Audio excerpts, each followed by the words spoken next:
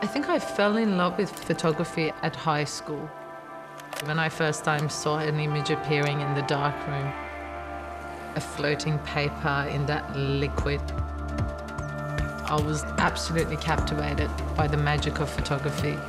I think I knew straight away that's what I want to do with my life.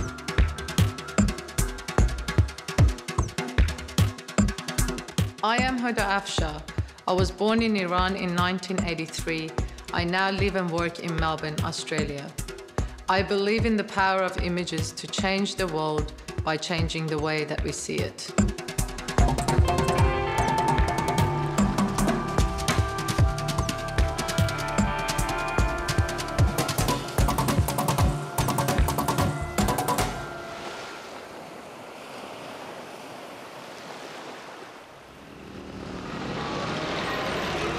Islamic culture is what I inherited from Iran, from my father, from my family. Allahu Akbar, Allahu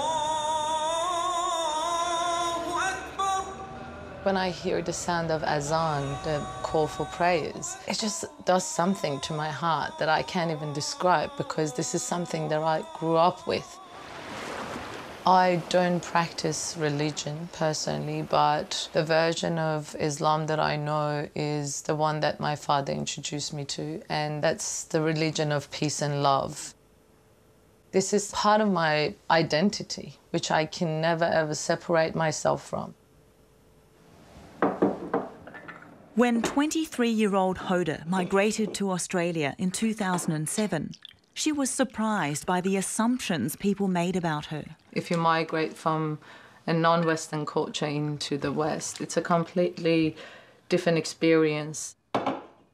Basically, what people think of Middle Eastern women is that they're all veiled. And the second problem that we have here is that they think that all veiled women are suppressed and they don't have any sort of sense of autonomy and individuality. When I think about the women that I know over there, the strong women from my mother to my aunties to my friends to all of them, I cannot sort of like fathom the image that people have of us over there. It's just women are sort of at the forefront of the society, fighting for their rights. Hoda expressed her frustration with the Western stereotype of Muslim women in the way she knew best. She created a series of provocative photographs. I turned the lens of the camera towards myself and my own experience as a migrant who's challenged by the stereotypes that existed around me.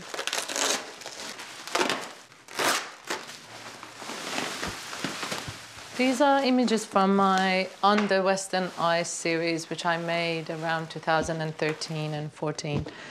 And they grew out of an anger, basically. I was angry.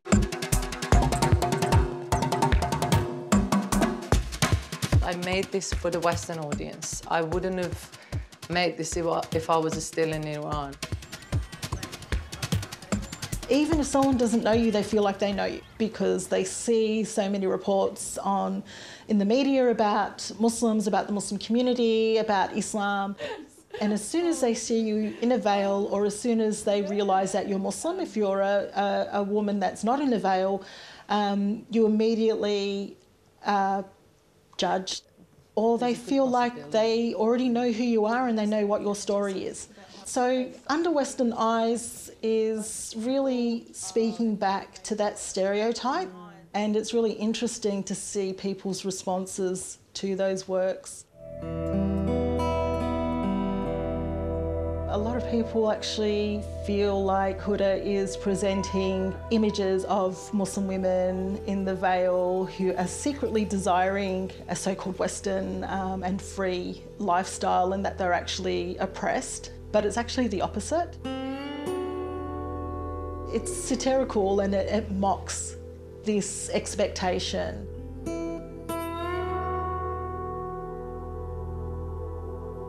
My work is intended to create a dialogue for us to talk about these issues, not to slap each other in the face.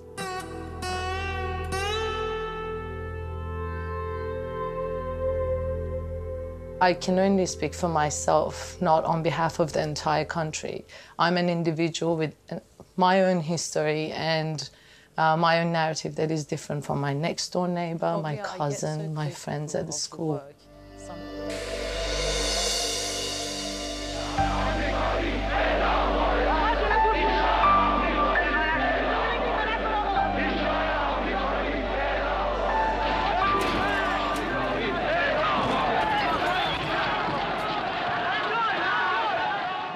I was born after the Islamic Revolution. I was born in 1983, which is like 4 years after the revolution happened.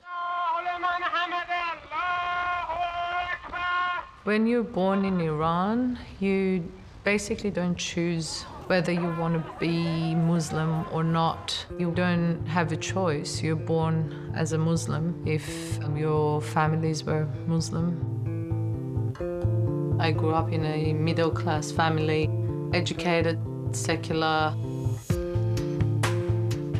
My mother, she's a really loving, gorgeous mother. She was always reminding us of the fact that the life that we have is a really privileged life in a world that is full of pain and difficulties and struggle and suffering. My father was a lawyer. He always considered himself as a feminist. He was always taking cases of women who couldn't defend themselves and their rights. I remember the first car that he bought me was a big Jeep. And he was like, as a woman, when you drive, you need a big car.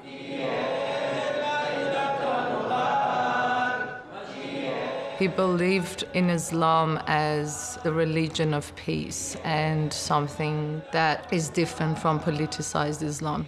He always reminded us of that Islam is a religion of love that brings people together. It doesn't divide. He was always saying that this is a really private matter. Everyone has their own way of connecting to the world and their God. These are the palace guards in Tehran, where in a few days' time the Shah will be crowned. Before the Islamic Revolution in 1979, the Shahs had ruled Persia for over 2,500 years. Iran is a huge country with like so many different languages and cultures and dress codes and values. The last Shah, Mohammad Reza Pahlavi, ruled Iran for 38 years and modernised the nation with a series of social, economic and political reforms. With its new banks, supermarkets and hotels, Tehran, the capital, has grown dramatically in recent years. Donkeys and camels roamed along here not long ago. My parents grew up during that period before revolution. In 1979, the Shah's government was overthrown, forcing him into exile. After the Islamic Revolution, suddenly everything shifted towards a completely different direction. A new political leader, the deeply religious Ayatollah Khomeini, imposed strict Islamic rule on the country. The books were kind of like mostly focused on an Islamic history rather than the history that existed before, and television was all propaganda. And I remember it was a period that they were defining what the new Iranian identity is. The dress code was no Western item of clothing. People had to wear shirts buttoned up to here. Women had to fully cover their heads. Nothing glamorous, nothing shiny. So it was like restructuring that identity from scratch, basically. The first year that I went to school, my parents told me that I should be careful, like what happens inside the house cannot be discussed at the school. If, for example, they ask you whether your family say they praise or not, you have to say yes, they do, or whether they cover their heads in front of strangers, you have to say yes. So I remember growing up becoming a good liar. You learn how to lie because at the school we were questioned and I was always like, no, they do say their prayers. So this struggle with identity started from very early stages in my life. In Iran, what happens inside the house is different from what happens outside in public, at least the environment that I grew up in. There's a kind of a different life happening inside, which is in contrast in most cases to what happens outside. For example, we used to go to parties, but the parties were all underground and hidden, and we always had the fear of getting arrested for it. We were drinking, dancing, young men and women all hanging out. So that's when I started picking up my camera, documenting the circle of my friends. And I started realizing that as soon as the camera is present in the room, nothing is real anymore. Everyone's performing themselves the way that they want to be captured, not the way that they really are. After graduating from Azad University in Tehran in 2006, Hoda got a job as a news photographer. Yeah, I started working straight away with a news agency, which was a progressive left-wing news agency. And then after 8 months, the newspaper was shut down by the government, and I lost my job. My major passion was to become a war photographer, but my mum cried so much that I had to change my mind about it. Instead, Hoda made a decision that took her thousands of kilometres from any war zone. She migrated to Australia.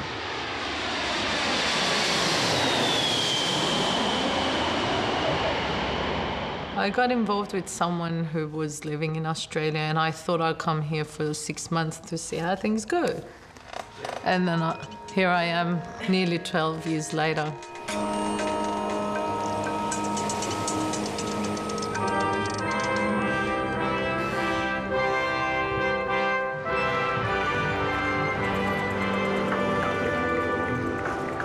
There's a time and period that basically your entire world is shattered by the experience of migration. Nobody greets you at the airport and tells you what you're about to step into. You have no idea when you arrive somewhere else what challenges you're going to face. And geographical displacement is one thing that is quite common. Everyone goes through that when they migrate, doesn't matter where you're from. And it's always painful, but cultural displacement is something quite significant because it's the loss of identity, language, and your roots altogether. Hoda found work as a commercial photographer, but her own photographic projects revealed her new life. It was really difficult to make comments about a history or a place that I had no attachment to. I was new. I didn't feel like I have the authority to talk about Australia, but I could talk about myself. Definitely the experience of migration changes the path of your career and thinking. You can be an insider and outsider at the same time. When you're standing in between, it gives you a lot of new possibilities and new ways of looking. After a certain period, I started seeing things in a different way. This idea of not belonging became some kind of a positive thing for me.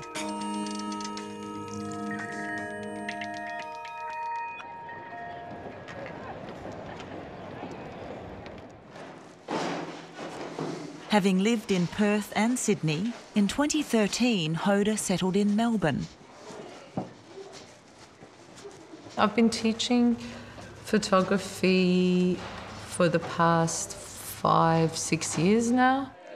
How are you? So they're different, the paper? Is this darker?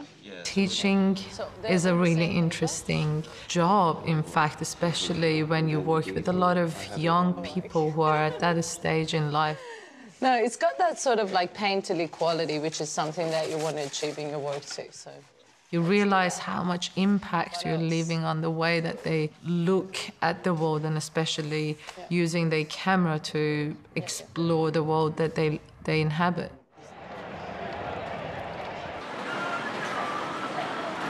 At this stop, the doors will open on the right side. When I get home from work, my first job starts because I consider teaching as my second job. My first job is being an artist, and it's not a 9 to 5 working hours, it's 24/7. You live it, you breathe it, you wake up with it. You see the entire world through that lens, basically. I'm really happy with what's going on in here, though, but are you, like, thinking of, like, reducing the... I'm making a few adjustments. Hoda has spent almost a year working on her latest project. I'm a little bit worried about that because the light source feels a little bit Her different. images of asylum seeker Behruz Buchani and other refugees on Manus Island are part of exhibitions at major galleries in Sydney and Melbourne.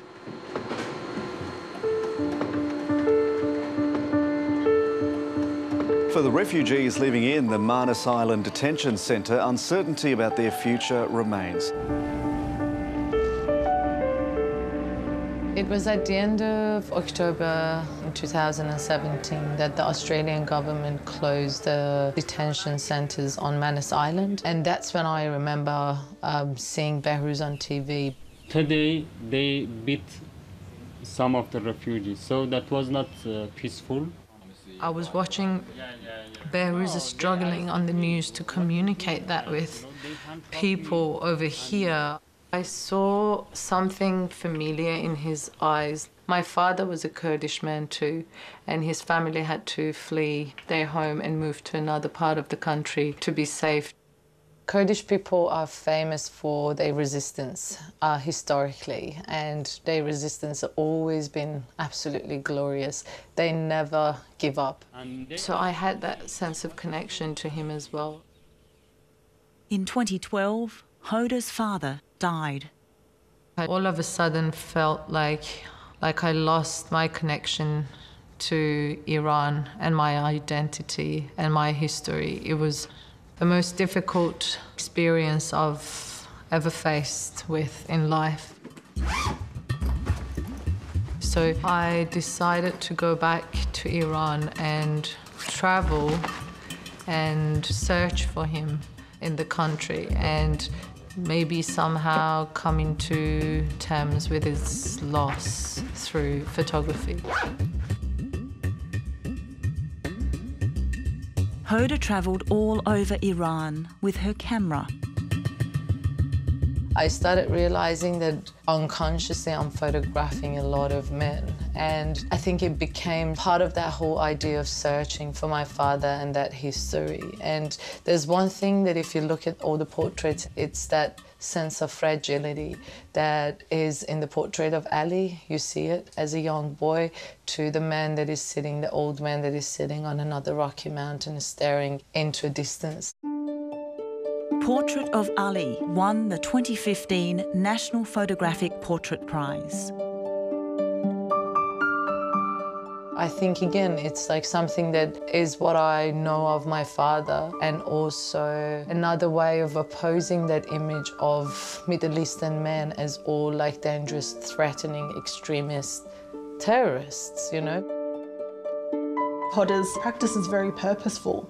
Everything has a story. It's not art for art's sake. It's not just about the aesthetic. It's really important for her to be providing some kind of insight into somebody else's truth.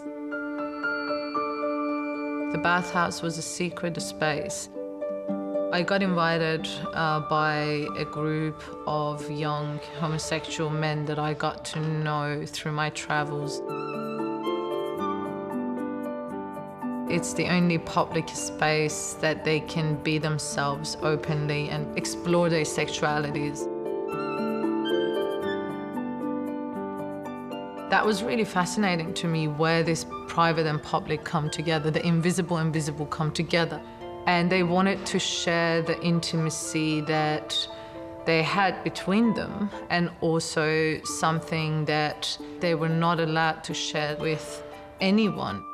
It seemed impossible to me to get access to that space. But somehow, magically, it happened. They told us that, okay, you guys go in there, rent out the place, and you do whatever you want to do for a few hours. It's a collaboration between me and the subject matter. So they take control through performance. We're performing real stories with real people, real bodies in a real space.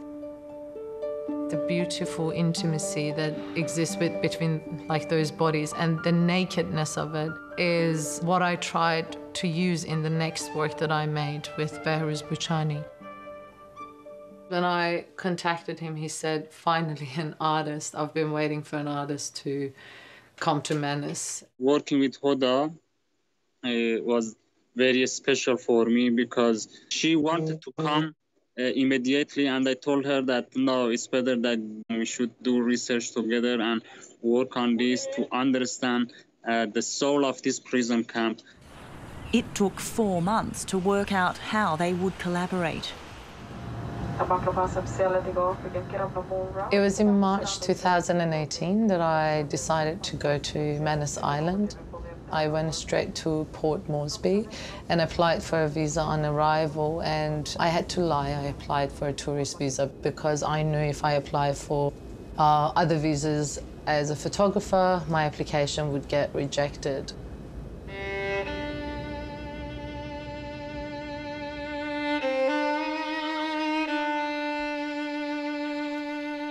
The landscape of Manus is extraordinarily beautiful, but what's quite fascinating and disturbing is the juxtaposition of the beauty of the island, the natural landscape, and the extreme pain and suffering of these men.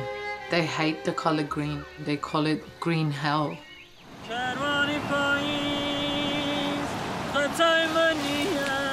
The ocean is so beautiful, they can't stand the beauty of the ocean. It hurts.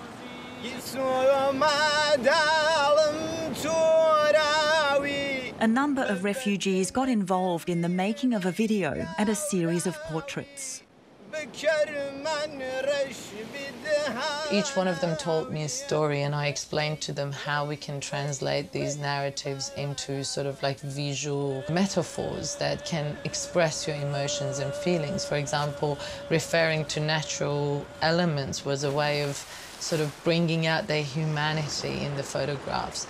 So each one of them, for example, picked something from the island. It was either sand, water, animals.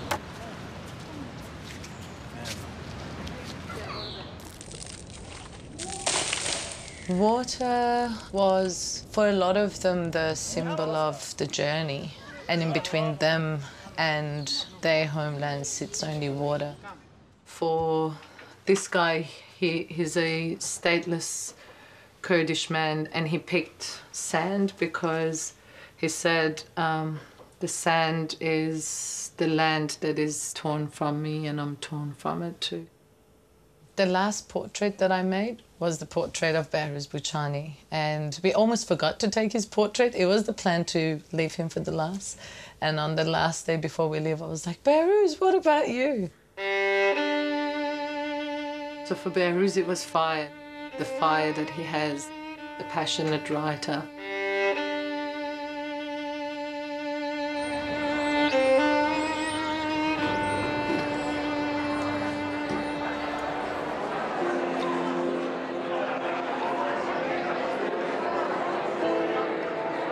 Hoda's portrait of Boochani was one of over 3,000 entries for the 2018 Bonus Photography Prize. I printed the image large, actually, because I wanted you to feel like you're standing in front of him. We, the judges, were unanimous in our decision of the winner of the Bonus Photography Prize. We were all captivated by how compelling and powerful the work is. We've awarded the $30,000 Acquisitive 2018 Bonus Photography Prize to Hoda Afshar. This is not just about Australia. This is about a new world that we are seeing come into being before our eyes. A world in which the defense of borders depends on the drawing of new lines between the included and the excluded, between citizens and bare lives. But these are very dangerous times, for what is being redrawn here are the limits of our human community. And the very fragility of those shifting lines means that one day, any one of us might find ourselves on the outside. I dedicate this prize to all the men, women, and children on Manus and Nauru. Thank you. I am Hoda Afshar. I believe in the power of images to change the world by changing the way that we see it.